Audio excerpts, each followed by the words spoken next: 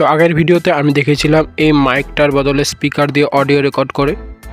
আজকে আমি মাইকটা দিয়ে গান শুনবো, তো মাইকটাকে স্পিকার হিসেবে ব্যবহার করব। তো দেখতে থাকো কিভাবে এটা কাজ করে। তো মাইকটাকে আমি খুলে দেখিয়ে দিচ্ছি। ভেতরে দেখতে পাচ্ছ কোনো স্পিকার কিন্তু নেই, এর মধ্যে সত্যি মাইক রয়েছে। তো এটাকে আমি আগের মতো আবার লাগিয়ে দিচ্ছি। তো এটার জন্য আমি এই তারটা ব্যবহার করব যেটা মাইকে ইউজ করা হয়। মাইকে কানেক্ট করে দিয়েছি এবং যেখানে মাইকের আউটপুট পাবো সেইখানে আজকে আমি অডিও ইনপুট দেব। তো এখানে দেখতে পাচ্ছ এই জ্যাকটা আমি আমার মিক্সারের আউটপুটে লাগাবো। তো দেখতে থাকো।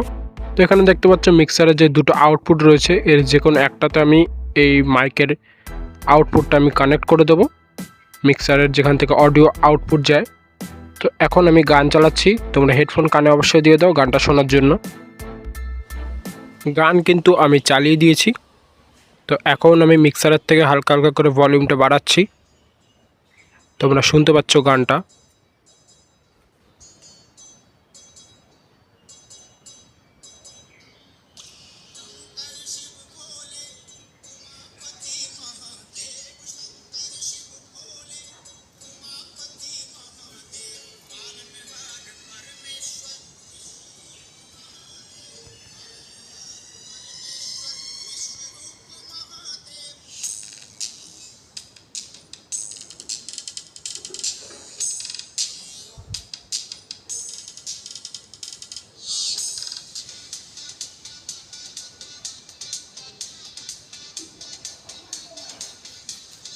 তো মাইকটাকে আমি আমার ফোনের মাইকের কাছে আনছি, তাহলে তোমরা ভালো করে শুনতে পারবে।